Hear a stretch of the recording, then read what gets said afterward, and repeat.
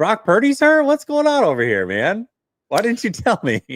Man, all I know is that Cleveland Browns are up 10-3 to the Pittsburgh Steelers at halftime.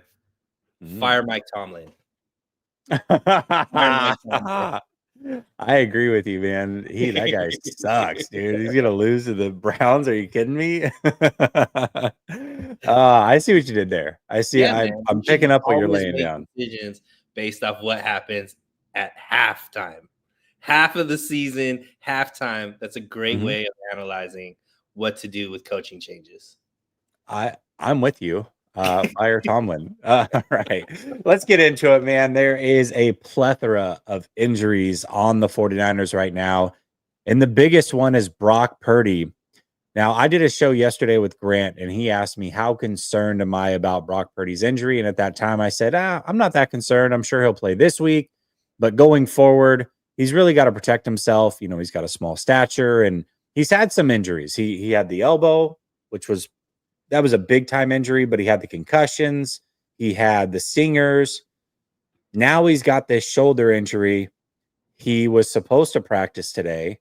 He started to. He was warming up a little bit on the sideline, felt some discomfort, or so it seemed to the media, talked to the trainer, and then went into the locker room. Did not speak to the media like he was scheduled to do today. And I know that he was also not in the locker room for the media availability for that part of it either. So how concerned are you about Brock Purdy, not only not playing this week, but maybe long term?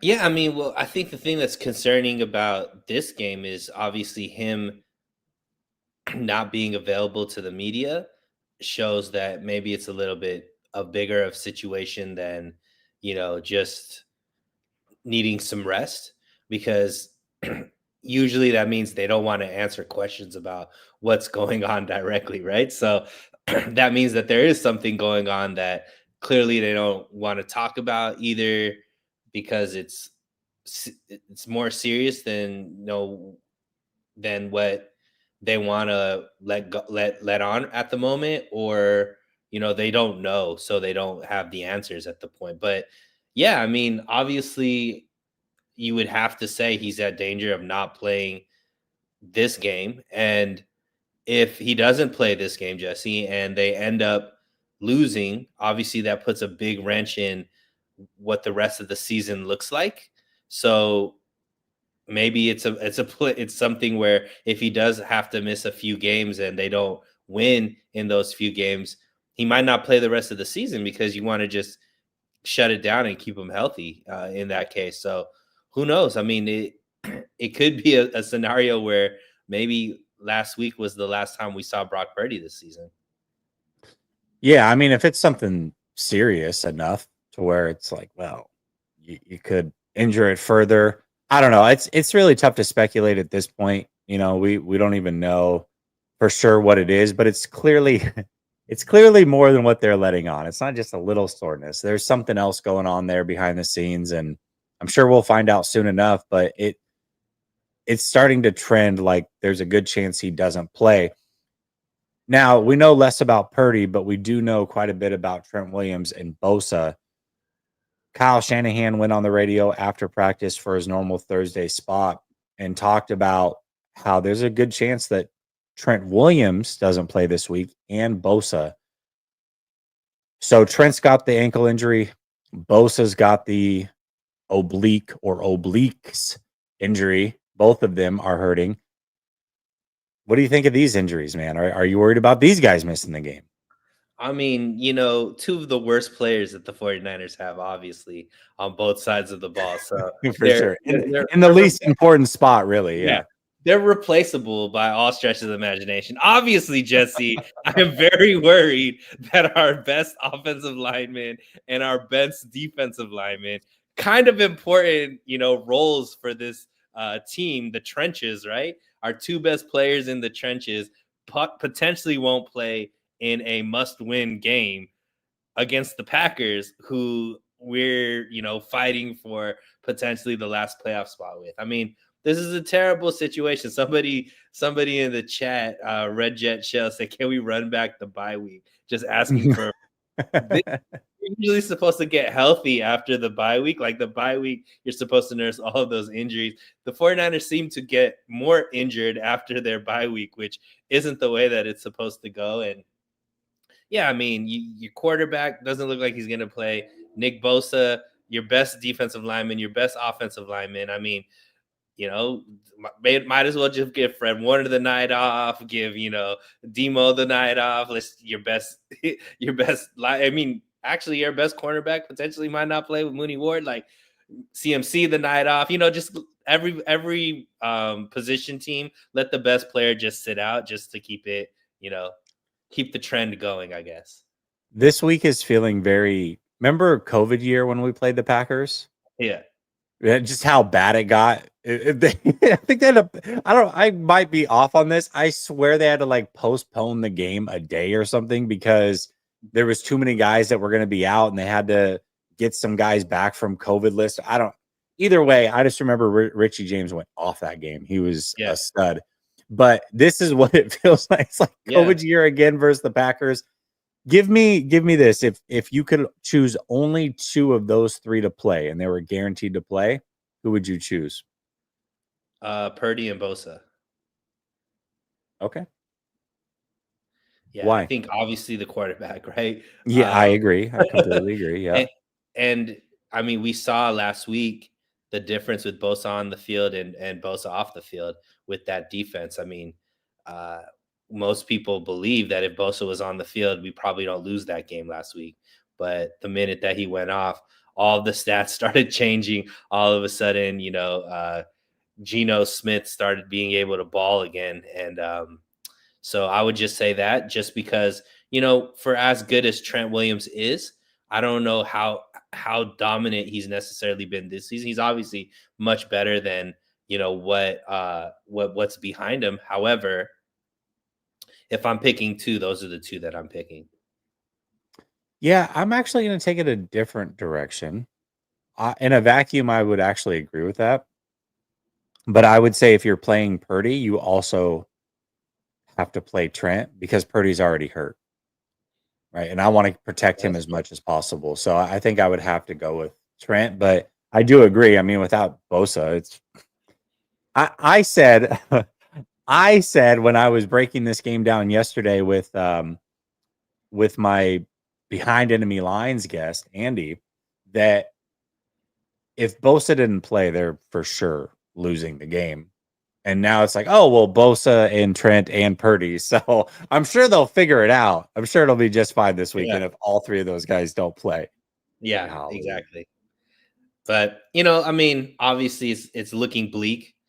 Mm-hmm. The fact that Shanahan is actually saying that these guys are trending towards missing or however way he worded it, that's a big deal because Shanahan usually plays things close to the chest. He wants to stay more optimistic or vague than direct when it comes to injuries, and he's pretty direct with Bosa and Trent and the fact that they're not practicing. Obviously, we saw Bosa take himself out of the game last week and wasn't able to get back on.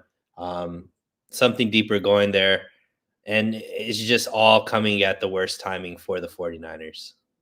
Yeah, I mean, here's the tough part because when I was at the Tampa game, Bosa between plays he was struggling. It was clear. Whatever injury he had, he's saying oblique is very painful. And then for him to hurt the other one and not play on those final two drives, you knew it was bad. So I felt like then there's a chance. And, with these guys, they're the type of guys that could sit all week and be a game time decision.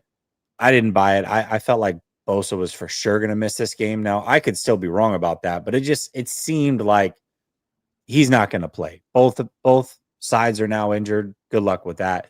Now, Trent did play last week on that same ankle, but he took injections, which is great because it gets you through the game. But if you already have a sprained ankle and you're just playing on it repeatedly, it's not getting better. you're gonna make that thing worse. So it's Yeah. no surprise to me that all of a sudden he might not play. And then Brock is the big surprise, though. That one is like, man, this is. I really didn't think it would be anything serious, and now I'm starting to question what is really going on. Is it just the shoulder? Is his elbow involved? So, I Yeah, don't know, and man. here's the thing, we know that Brock is a tough kid, like, Yes, he's gonna the very. fact that he's not able to do it is the sign that this is, bad, right? This is the same kid that off a torn ulnar still went out there and tried to throw the ball to I do know. what's best for his team, so we're not tough we're not nobody should be Played questioning. with broken ribs on a Thursday night football game. Exactly, Like, come on, man. exactly. Yeah, So very tough. he has to be pretty bad for him to not play or not be on the field, not practice and stuff. So yeah, I mean, I think it's safe to say something more serious is going on. And like I mentioned, man, it's all happening at the worst time timing for the 49ers. And this is why you can't start 4-4 when you should have been at least 6-2 based Mhm. off of that schedule. This is why every game matters, and you've got to take every game very seriously.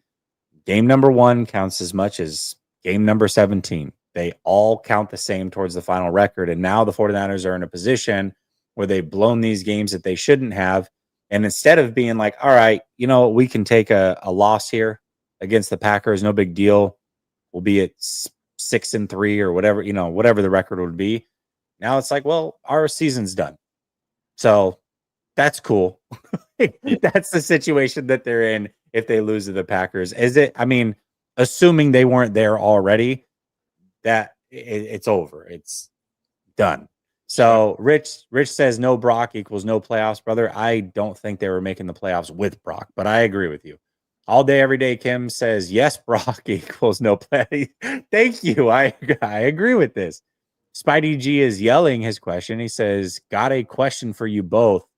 If the Niners actually finished the job and won the Super Bowl last season, do you think they would shut down Purdy, Kittle, Bosa, and these guys that are hurt at 5-5 coming off the Super Bowl? I don't think their decision making would be any different. I think this season's unique in itself, and no, I don't think so. I think they would do whatever they're going to do this week, regardless, or this season, regardless. Hugo says, if Brock doesn't play, do you think Mason would play more? And what's going on with them not playing demon mode, given he was playing so well? That's a great question for Kyle, man. I wish I knew the answer to that. Mason should be playing. To me, he's the better runner right now. I don't know.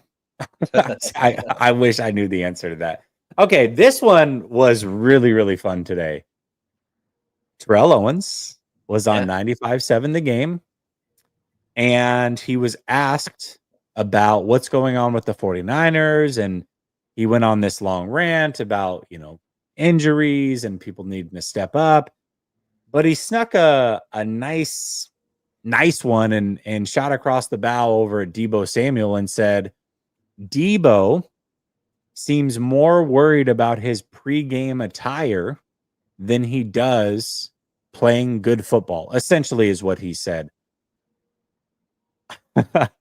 That one shocked me a little bit. Yeah.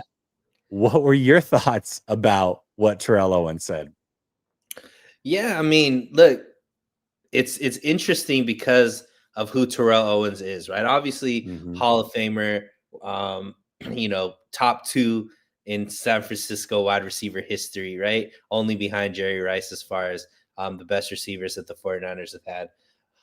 And we know of him being an antics guy, right? He was known for, being an antics guy before, during, and after games. So for him to call Debo out, to me, brings some validity to it, because one thing, even though Terrell Owens had all the antics, he balled out every single game, right? You knew he was playing to his fullest extent. He was producing, week after week after week. And without the production, the antics just become, distraction and something to be criticized about. Now, do I think that Debo cares more about his pregame fit versus performing on the field. I don't think that's actually accurate. However, Debo isn't Debo right now, right? Debo isn't having any breakout games. I don't think Debo necessarily is making an impact on this offense. He's not, he's not the weapon that you would expect. In fact, he's being overshadowed by Juwan Jennings like week after week after week. So I think that Debo does deserve criticism in the fact that, hey man, why aren't you playing?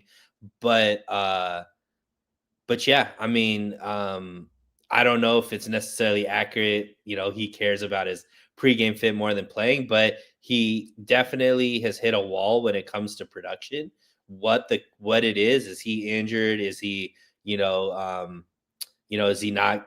Is it a scheme thing or whatever? I don't know. I haven't looked at the X's and O's to see what's happening with Debo, but when you're just looking at the stats and you're looking at the impact when you're watching the game, Debo's getting lost out there quite a bit.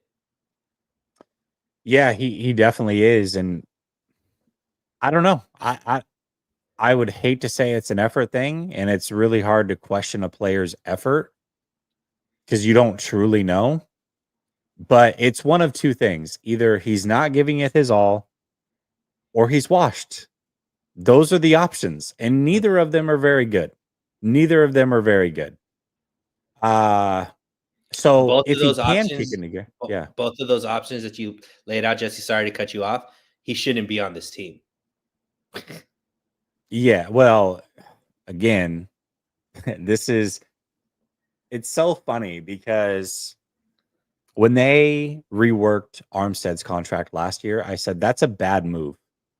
Pushing money off on a player that probably shouldn't be here going forward and adding years to his contract is not a sound business decision.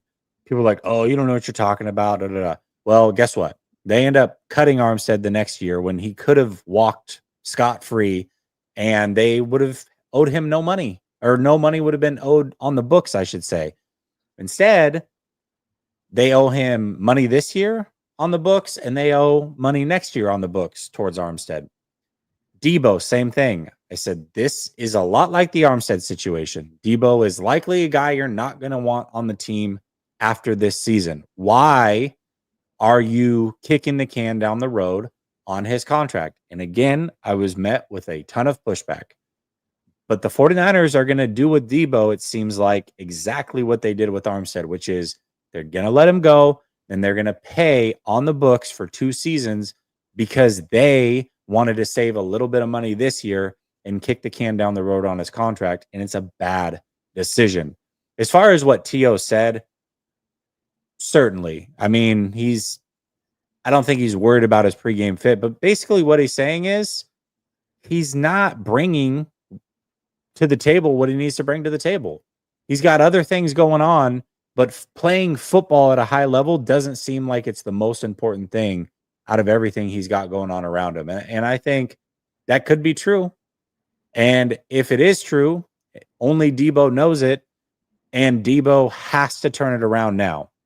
I don't know what type of personality Debo is. Maybe he's the type that's like, hey, I'm going to show you, and he will play better.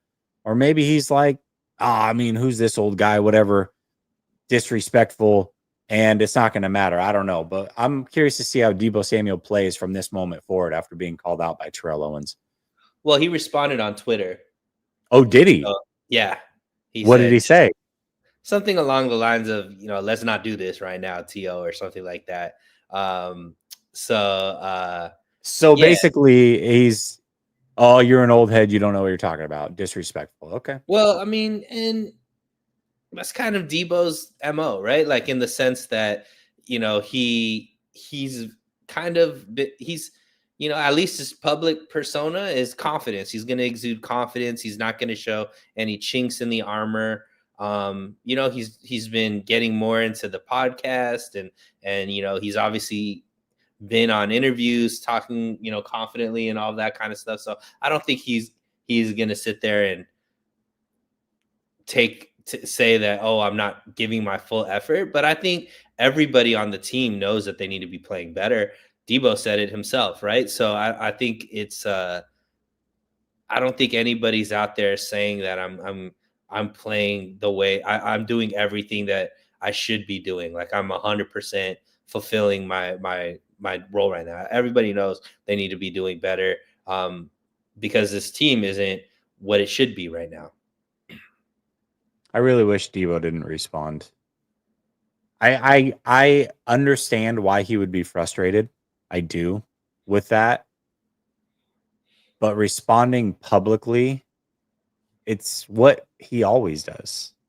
It's what this team always does. And it is one of the biggest frustrations that I have with this team.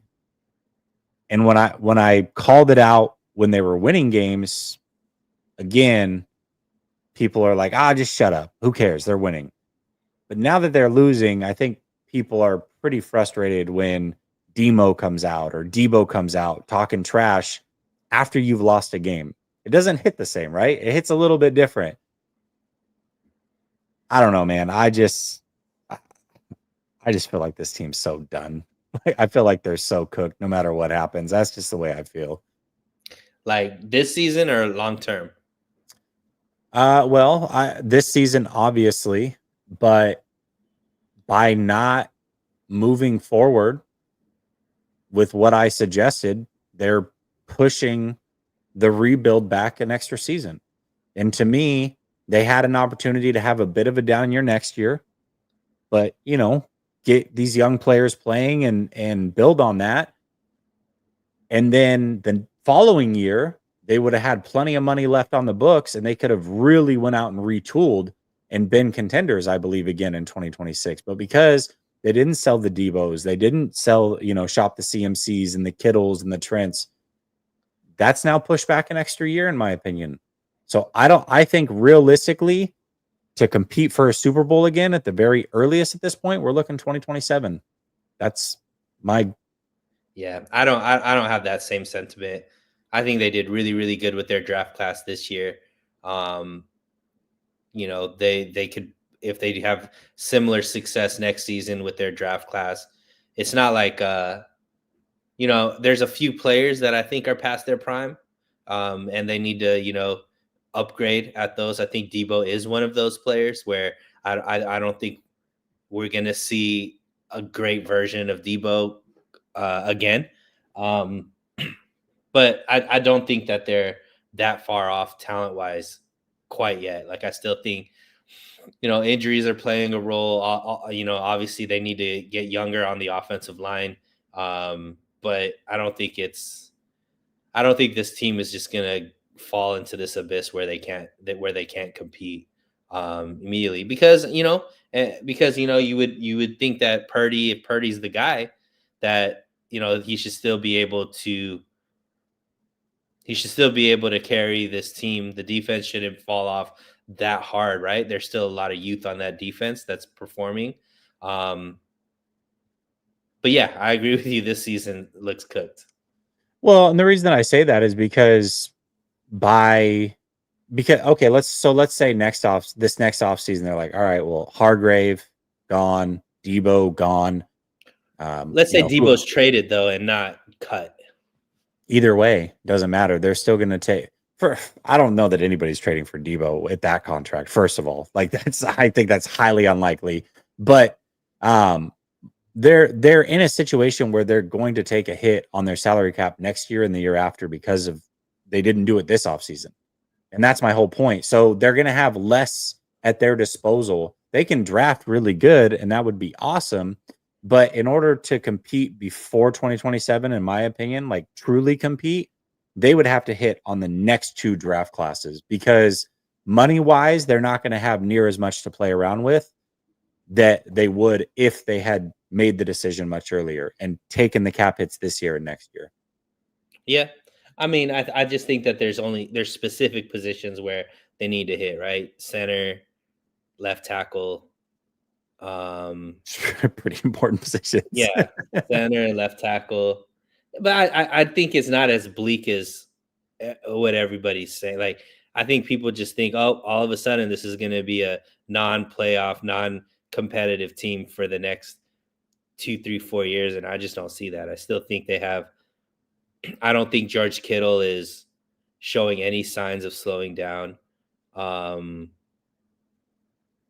CMC to be determined, but they're always decent at the running back position.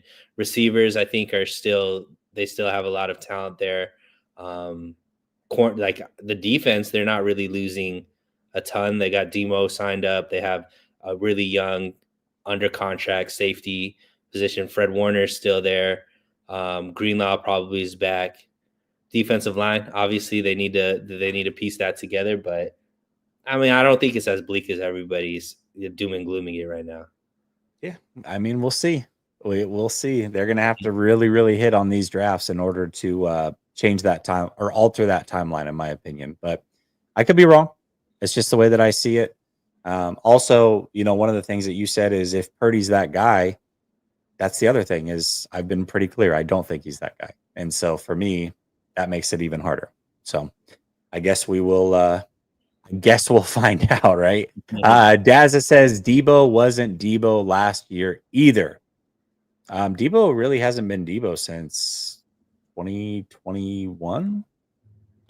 Well, what was the stat? I think 9 out of 19 games played in 2021, he went over 100 yards. Since then, he's only gone over 100 yards in 8 out of 43 games. Not great. It's been a while. It's been a while for Debo since he's been Debo. He's shown flashes. He'll have a great, you get the Eagles game or Rams game that pops up on the schedule and he eats, but for the most part, he's lost a lot of that explosiveness, it seems like. All right, Kyle Shanahan. I love this is the perfect conversation with you because you just love you some Shanahan. But a lot of talk, obviously, about should they fire Kyle. And I don't know if you saw my stance on it, Sunil, but I'm actually in favor of not firing Kyle for multiple reasons.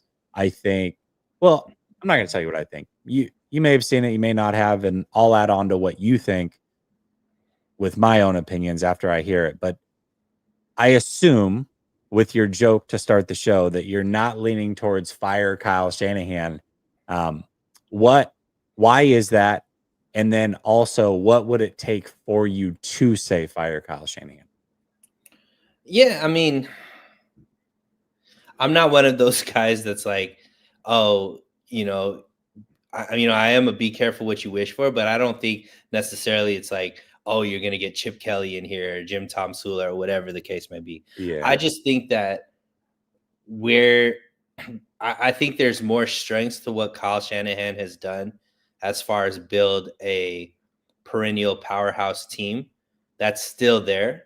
That needs a little bit of revamping, but I think they're closer to success than they are to failure significantly. Like, and I don't think you just blow that up quite yet. Because I still think that they have the tools and the pieces to still be competitive for a Super Bowl, and to me that's all that matters, right? And I've said, if you miss the playoffs 2 years back to back, to me that's you're ready. That to me that's okay. You could fire somebody. That's the way Andy Reid got fired from the Eagles. I believe, Kyle Shanahan, if they miss the playoffs this season, which it looks like they will, and next season is more of the same, I'm all for, fire Kyle Shanahan that next season.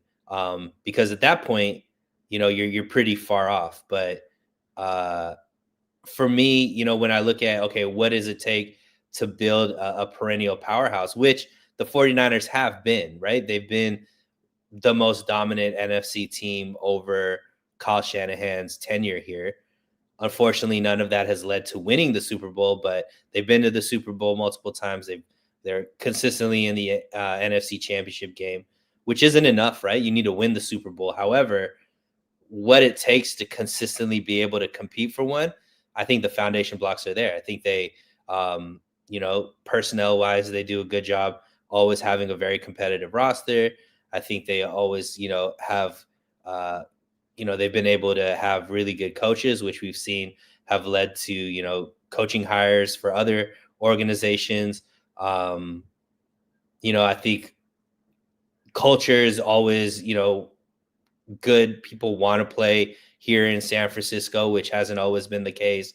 And then ultimately, I think that, when you just look at performance as well, even this season, which this is like one of their worst seasons. If you look at where they rank in all of their stats, for the most part, they're still top 10 in pretty much everything, Jesse, other than red zone, right? If they were better in the red zone or anything close to what they usually are in the red zone, we're talking about a far different win-loss record. We're talking about it. We're having much different conversations, wouldn't you say? Like if they were actually scoring touchdowns instead of field goals, they're winning a lot of these games that they've been losing by, one possession games. So to me, it's really, really bleak right now. I know. I think most people criticize Shanahan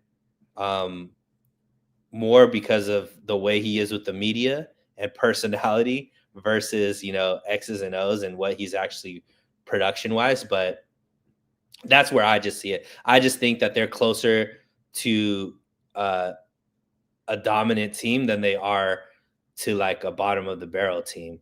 And until they're shown that they're a bottom of the barrel team, I think you keep Shanahan because of what he's proven he could do with this organization.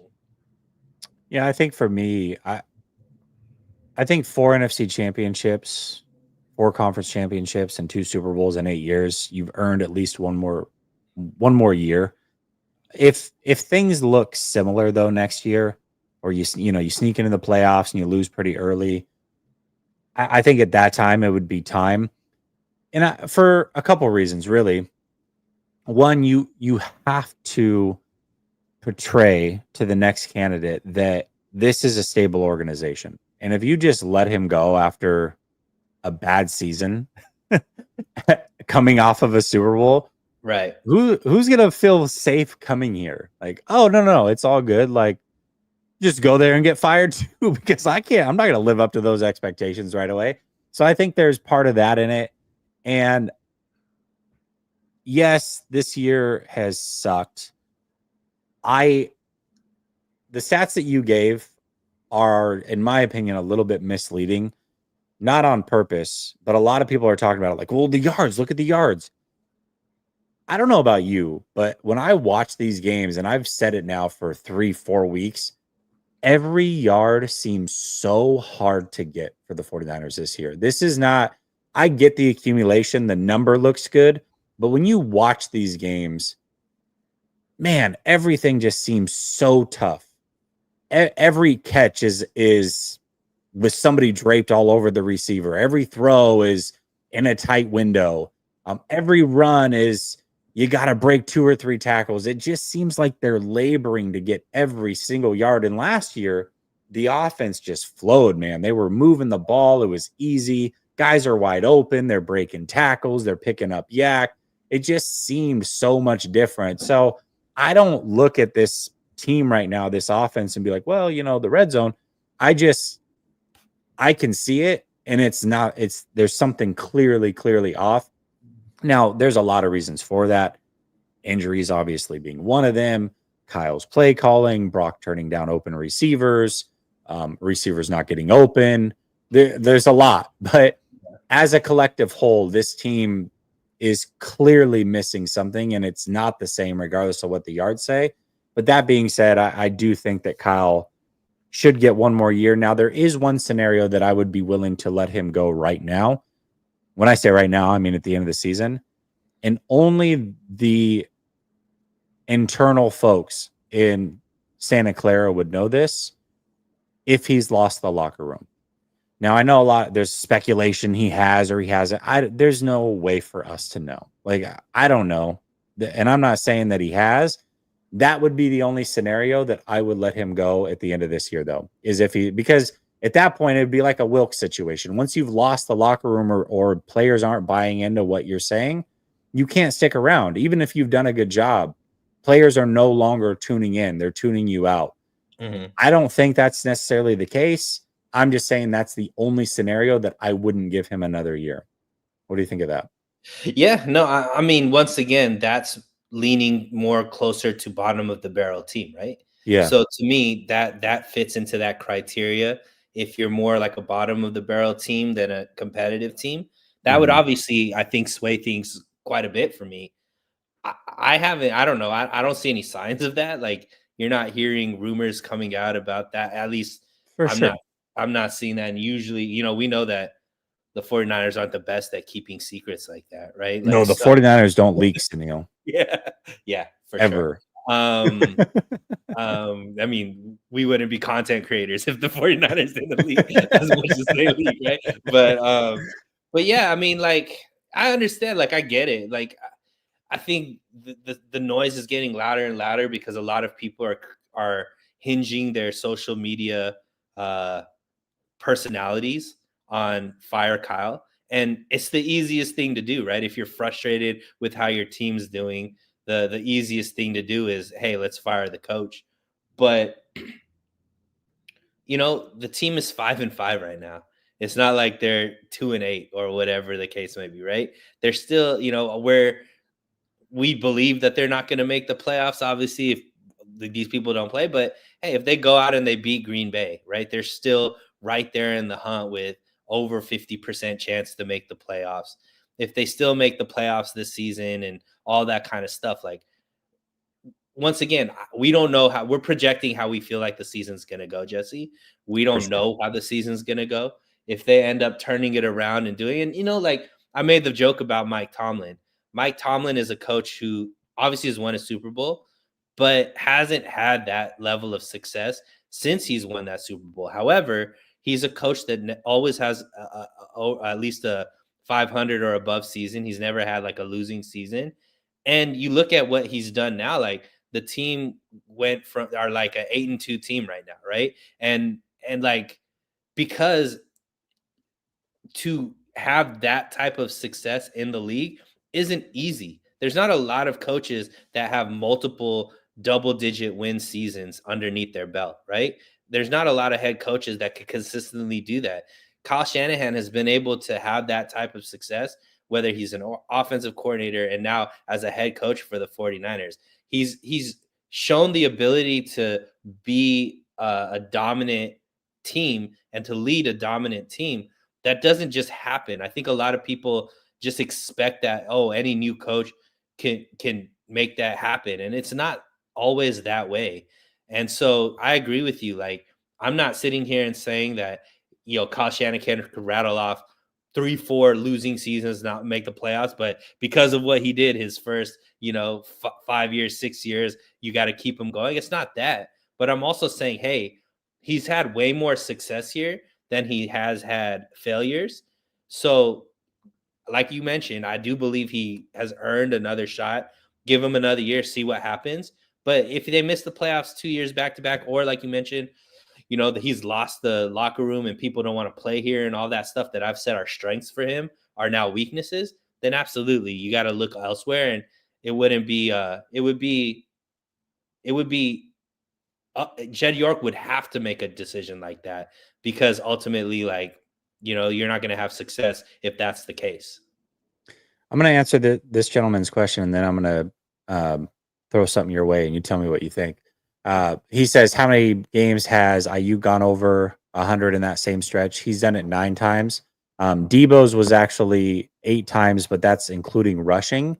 Debo's done it 6 times through receiving in 43 games, and then Ayuk's done it 9 times receiving. So not a high number for either one of them by any means. All right. That being said, I wanted to bounce this idea off of you. So I think I'm trying to figure out, like, why is there so much almost like vitriol from a lot of people towards Kyle Shanahan, right? It's like every chance they get, it's like, oh, to fire this guy, I can't wait. And as a fan of the team myself, I don't know about you, and you guys in the chat, tell me if I'm just off my rocker with this one, but me personally as a fan, when Jim Harbaugh was here, I felt like he did a really good job of making the fans feel like they were a part of what was being accomplished. The Who's got it better than us. He was very open. He would talk to the fans through the media. Very just welcoming presence, and I think a lot of fans bought into that. They love that culture. Kyle's the opposite. Kyle is very we. We is in everybody in the locker room. In fact, like one of the sayings that they have above the locker room is like basically everything stays in house. Don't talk to anybody type of thing. It's us versus the world. And he really projects that through the media a lot. And what Kyle doesn't realize, in my opinion, or a lot of these coaches don't realize, the media is your medium to the fans. That's how the fans get their information. They see how you react with the media. They're asking a lot of the questions that we have. And so when you feel like you're being snarky towards X media member, you're actually low key kind of being snarky towards the fan base and you're kind of driving a wedge in between them. So, because of that, when you're struggling, this fan base is quick to be like, get rid of this guy because they don't feel like they're a part of this success. That's the way that I feel. So, I don't know. I'm curious to see what people in the chat feel. But with Harbaugh, like I said, I felt like he really brought us in and along for the ride. I mean, I think there's a lot of revisionist history with Harbaugh. I don't think there was as much social media presence when Harbaugh was here. I don't think there was this many shows, content creators, and things like that as well, Jesse. That would be harping in and needing something to talk about week after week with the team. Like you and I were both fans during the Harbaugh time. We weren't making shows every single week and really analyzing every single play. But like if you look back at Harbaugh times, like there was a ton of choke jobs that were done in the playoffs under Harbaugh, right? It wasn't like we won Super Bowls under him either. Oh, I And agree a with lot that. I'm just talking about personality wise. correct, but what I'm saying is even with that, Jesse, if content creation was as big as it was during Harbaugh here, I still think narratives would be created. I still think that people would play on because it's not like everybody was in love with Harbaugh. He rubbed people the wrong way. He was very opinionated and things of that nature as well. I just think that Twitter wasn't as big when Harbaugh was the coach here. Definitely the YouTube content creator space wasn't as big. So it's easy to look back and think of how good everything felt back then. And also like he got let go before he had any failures, quote unquote, like losing seasons and all that kind of stuff. So we're all remembering it based off of the rose colored glasses. And I'm like that too. Like Harbaugh was one of my favorite coaches. I loved his passion and you loved that aspect. You loved when he had that handshake with Schwartz at the 50-yard line, pat him on the back, like, what's up? Like all that type of stuff. You love that stuff about Harbaugh. But when you look back, like somebody on Twitter was tweeting under something. He's like mentioning all of the quote unquote chokes that the 49ers had when Harbaugh was the coach. And it's like, but because we weren't on YouTube channels talking about it because we weren't there wasn't Twitter as big there. People aren't coming at the throat of the coach about, hey, you're making it to this many NFC Championship games. We still don't have a Super Bowl, right? And I think that aspect, and I agree with you, man. Like Kyle Shanahan is an acquired taste for people. Like if you want that, if you want a Dan Campbell like personality as your coach. Harbaugh, I mean, Shanahan isn't that guy. Like he's not the friendliest person. He doesn't like the media. Like he wants it to, he just would rather just be the football head coach and not have to do any of the extra stuff. You could sense that about him. So yeah, I get that aspect, but ultimately, just because his personality in the media is a certain way, I also think that plays a major role, like you're mentioning, in not giving him credit for things because you don't like him. And that's kind of where I think a lot of the people that are just on the fire call train, one, it gets clicks, one, it gets followers, it gets super chats, it gets all of those things. So yeah, create that narrative. But on the flip side, it also um I think it's an emotional take. You're not really looking at exactly what he's done for the team, and that's just my opinion. Right, but it sounds like you kind of agree with me though that Sure. it is an emotional take means that they're along for the ride or they don't feel like they're along for the ride, meaning Kyle's just not well liked by a lot of the fan base for that reason. Now, it doesn't mean that listen, I'll admit I'm not a big Kyle guy. I'm not. But I'm also going to look at things objectively, and that's why I'm saying he shouldn't be fired. Like I'm just looking at it for what he's done for the team. But as far as like Kyle's attitude or what I perceive his leadership style to be, not at all my cup of tea. I'm not a fan at all. But I am a fan of winning. And I'm a fan of this organization doing great. And I feel like he's done a pretty damn good job, a very good job. And even though I don't rock with him the way that I did Harbaugh, I think he deserves another year.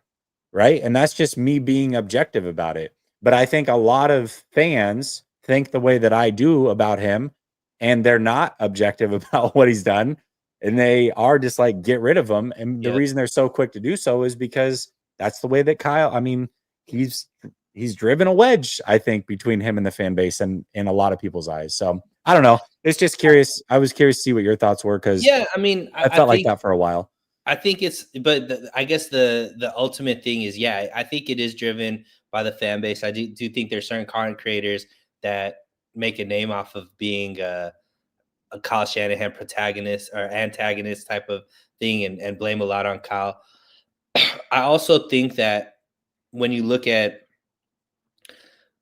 interviews of the players, right, we see other teams' star players, other teams' players, and you see it all over. If you watch ESPN, you watch Fox Sports, and all that kind of stuff. All of these, where they're taking shots at their coach. Like Jamar Chase just recently did it. Mhm. We've seen Michael Parsons do it this season. In all of the time that Shanahan has been here, like you still see the players defend him. You still see the players totally bought in, including Purdy, who I think is defending Kyle and saying he's putting me in the right positions, things like that. To me, like we're 1,000 miles away seeing Kyle Shanahan, right? We're only seeing him on the mic, but the people that are spending the most time with Kyle Shanahan in that locker room, the coaches, the players, the front office, they all they all sing his praises, right? Now I know it's easy to be like, well, he has the most power in the room, so you got to suck up to the boss or whatever the case may be. But to me, I think I think it's more genuine than that. I just think, yeah, I just think he's not a likable guy when it comes to the media. Yeah, for sure. I mean, I think a lot of that is because he is friends with a lot of the players. And he's gotten a lot of guys paid.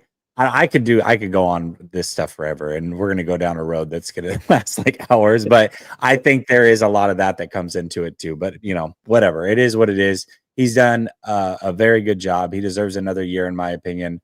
I just It's just something that I've sat on for a while. I've never really said it here, but it's something I've certainly thought for quite a while. Daza says, Sunil, how are they getting back to relevancy? They don't play their draft picks unless necessary, and they won't have money after paying Purdy $60 million. I mean, all once again, we don't. They haven't paid Purdy $60 million, so we don't know what that case is. And if it becomes like you're saying, they don't play their draft picks unless necessary. Well, if it becomes necessary to play them, they're going to play them. And if they pick good players, which they have been doing, at least they did this draft for sure, they're going to be able to perform. So their core is still very, very good, and they're not, they're not going anywhere necessarily. So they still have a lot of good talent locked up under contract. Dave says, can we do a first? Bundle the head coach and 10 guys in a trade. Nice. Concierge with Nolan says, Jesse, you're the only thing that I like about the 49ers. Please keep Lyle. Appreciate you. Go Hawks. Appreciate you too, man. Don't like the Seahawks, but appreciate you. Dave says, keep Lyle because he's proven. He loses. Oh man. Ravi says, I think we're a bit spoiled. We're talking about making the playoffs, contemplating firing our coach. Yeah, I just said I wouldn't fire him. I think he deserves to stay another year. But I really hate this comment here. And I could be wrong, but I feel like this is usually a younger fan base that didn't see the actual winning happen in San Francisco. To me, like the two things I hate the most, actually three things I hate the most when this conversation is brought up. It's um, we're spoiled. I mean, gosh, we could be the X crappy team, the Jacksonville Jaguars. That's one. Two is, well, do you want Tom Zula and Chip Kelly back? And three is, yeah, but if you let him go, there's going to be teams lining up all over the place to sign him. I don't think any of those are a reason to keep him. I think there are plenty of reasons of why he should be kept. I feel like all of those arguments are infuriating and pretty baseless. That's just my personal opinion. Yeah, I mean, ultimately, if you can't win a Super Bowl, you gotta keep changing it up till you can win a Super Bowl. But I'm of the contention you got to be able to make the Super Bowl to be able to win the Super Bowl. And Kyle Shanahan at least has shown that much. He's been able to make a Super Bowl multiple times. So until he shows that he can't consistently do that, then I think you still give him a shot, just like both of us are saying. Yeah. And Ravi, I do appreciate the super chat. I was less about you, but more about how many times I've seen comments like that, and I just can't stand it. Dave said fire Lyle before the Super Bowl last year and stick by it. Yeah, you've been on that train for a while. Sunil, you and Rob Stats collaboration on Lyle takes. I don't think he has any conversation with Stats. I could be wrong. Frank Tom Ocean, member for 20 months, appreciate you. Says, yo, Jesse, you've been crushing it lately. Keep it up, bro. Thank you, man. I really appreciate you. Dave says Lyle hates fans and media. Hence, I don't like Lyle. I think a lot of fans do feel that way. It sounds like. Dave says, I'm going to start a construction podcast and show all the steps on how to build houses every step of the way and all day long relate crap to Lyle's play calling and how other coaches are better and why. That would actually be pretty funny, man. Helpful, but you're also going to force people to listen to your Kyle Shanahan takes. By Victor says Devondre Campbell is a liability. That's very true. Yes. In fact, yesterday I had the Packers guy on, and he's like, dude, I could have told you that. Like, I don't know why you guys brought him on the team. He's really bad. I'm like, yeah, I know. Ravi comes back and says, I was born in 94, Jesse. I grew up with Nolan and Balky. Can you blame me? No, I don't blame you. But it's pretty obvious. Every once in a while, I do get surprised when somebody makes a comment similar to what you did, Ravi. But usually it is somebody that didn't get to live through the Super Bowls. And it's understandable. It really is, because you've seen a lot, mostly crap is what you've seen. So I get it. Okay. This topic here, I want you to lay this one out, but it's about the player's message and how do you overall feel about it? Why don't you set the stage on this one for us, Sunil? Yeah, well, I mean, I think guys like Bosa specifically. I think Debo said it as well, and just paraphrasing what most people are saying, it's like, hey, we've been in a lot of these close games. We know we haven't played well enough in these close games to finish out. We can easily be 8-2 right now, if we were locked in on a couple of plays here and there. So we know that we're not that far off. We just have to be better at closing out these games. So to me, that mentality is of a team that still is confident, right? Still believes that they could get it done and still have a quote unquote successful season. Fortunately, that was also all of those were said before all of these injury rows came up this game. Yeah, But I know. the reason why I brought it up is just like, to me, that mentality I know has also been kind of rub people the wrong way. Like in the offseason, Debo saying, I think we still have the best team. And, we've been the best team all this time, even though obviously Kansas City has been the best team this whole time, winning all those Super Bowls, right? But Although objectively, we know that you haven't yeah, been the best team, but go ahead, yeah. objectively and subjectively, they've been the best, like both All ways, the whatever, objectively's, yeah. emotionally and the facts all play a role. Kansas City has been the best team, but to me, that still shows signs of fight. Back to, I know we got off the Kyle Shanahan, but like this team still believes, right? And I do think it's genuine. I don't know if you see it as genuine or if you just see it as talk, I but don't, but okay, cool. but Well, I go ahead, mean, yeah. go ahead. Explain to me what you think and what you're seeing about it. Yeah, I had I was doing a show yesterday, and we had one phrase that we could do to describe this team or this season. And my phrase was false bravado.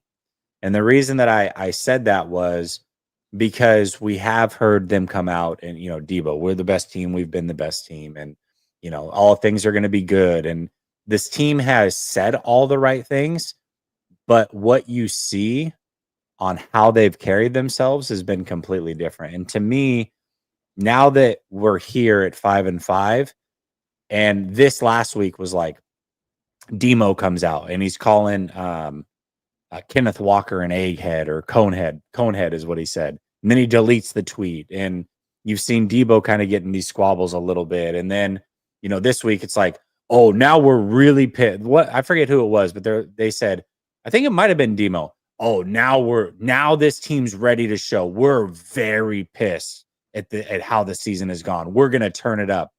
Okay, we'll see. We'll turn it up then. We've been waiting.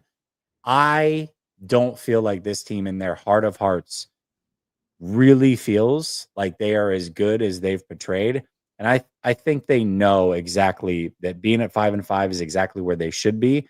And as easily as you can say, well, they could be, 8-2 at this point. They could also be 3-7 because a couple of those games they let teams back in and that team was unable to take advantage of it. The first Seattle game, if Seattle does what they were supposed to do when they should have taken the lead, and instead of Geno throwing a pick, that game could have been lost. If Dallas comes back on you, you know what I mean? Like I can do this. We can go back and forth. Oh, well, you could be, 8-2 or 7, but you are what your record says you are at 10 games into the season. Now, maybe they can turn it around. I just don't truly think that they believe it. And we'll see. I mean, Demo says they're pissed. So let's see how pissed they are this week. If they go out and they lose again, it was just all talk, man. And they've said this throughout the whole season and nothing has changed. They don't have a quality win. They can, every problem that existed since basically week 3 is still here 7 weeks later after a bye week. Special teams issues, letting teams back in the game, not closing teams out, not scoring in the red zone. CMC was supposed to fix all that. I don't think they're a good team, and I think they know they're not a good team. Yeah, I mean, you are what your record says you are, right? So they're a 5-5 team. They're a 500 team. But I do think that they believe that they could fix this. I genuinely think that when Nick Bosa says it, he believes it. I like Diamador Lenore to me is that exudes confidence at every level. Like he's my favorite player on the team. Like I believe he truly believes everything that comes out of his mouth, as well. And you're right. I mean, there are problems here that haven't been fixed, but they also can't. Like I personally think the one thing, Jesse, is the red zone. If they're 60% in the red zone instead of whatever they are right now, I think that they win a majority of their games enough to be able to get into the playoffs and all of that kind of stuff. Now, Have you seen the stat real quick on the red zone? It's not just a Kyle Shanahan 49er thing, but the whole coaching tree is struggling in the red zone. Have you seen that yeah, stat? I have. Yeah, all of Yeah. it. It's like the league's figured it out or something. Yeah. And yeah, and they need to fix that. They need to be able to adjust and realize that hey, what we're doing in the red zone isn't working. Um, and but I do think though that if that gets fixed, Jesse, we're having much different conversations about this team with all those other things there, special teams, letting teams back in the league. They're still able to move the ball. They're still able to get into the red zone. They're kicking field goals or missing field goals versus converting touchdowns. And I think that's the number one thing that I look at, and I'm saying that changes. This whole season changes.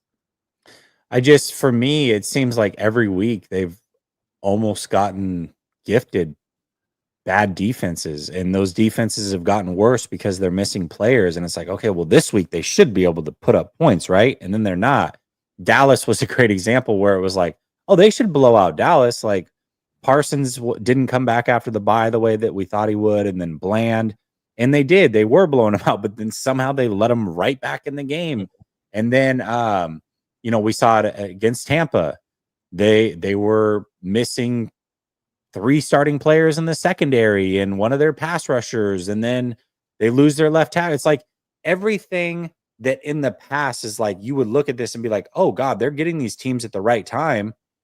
It doesn't matter. Like it just doesn't. They are playing some of the worst defenses in the league up to this point, and defenses that are even worse than their stats say because they've been injured and they still can't consistently score in the red zone. It's like, what? Now you're about to play Green Bay again, not a great defense. They're going to be probably without Jair Alexander, possibly without their starting middle linebacker. I would love to say, okay, this is the week that you'll score, but is it? And then next week, you got to go play Buffalo, who's coming off of a bye. They are going to be very healthy. And when they are healthy, I think that's one of the better defenses in the league. Are they going to turn it? Is that the week that you're going to turn it around? Probably not. So it's like, man, I don't know, man. Something has been off since day one. Felt it in training camp, and it hasn't gone away. It hasn't changed.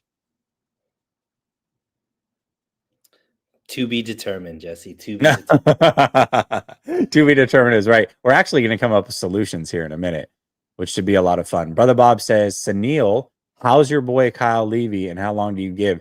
I think he answered that. He said if they have another season like this, he would be willing to let him go. Dave says he gives him 20 years as long as we're in the playoffs often. That's not what he said. All day, every day, Kim says a grip of 49ers fans think exactly like Debo. They do. They do. Dazza says they've lost 3 one-score games while having a fourth quarter lead and a superior roster. Coaches are doing something wrong, or players are tuning coaches out.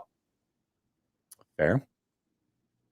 Dave says, want to know the stat on a 10-point lead in the fourth quarter specifically. I don't know that stat.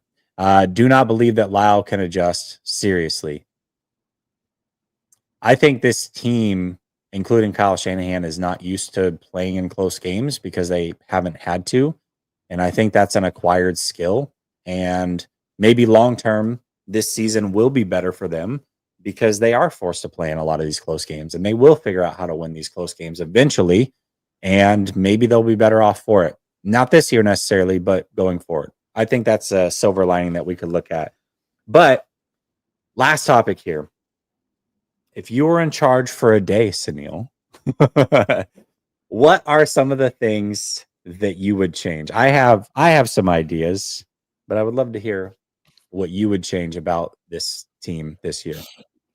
Yeah, and I mean, I'll keep mine Real, simple. and it has to be realistic, right? I can't be like, well, I would trade. It's like trade Yeah, deadline's over, so yeah. too late. So I personally think that the biggest change needs to happen in the red zone.